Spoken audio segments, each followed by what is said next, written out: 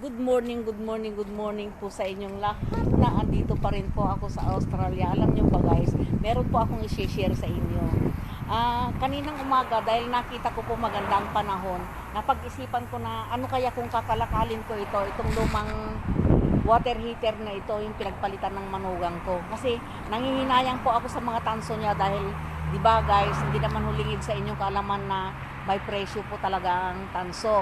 Sayang na sayang po yung 380 ang isang kilo. Sabi ko nga sasabay ko na lang po sa balikbayan box namin. Ngayon, ang ginawa ko guys ay ito guys, minartilyo ko. Nakikita po ninyo yan diyan sa yung puti po na yan, yung sa ilalim niyan, minartilyo ko po yung tanso niya.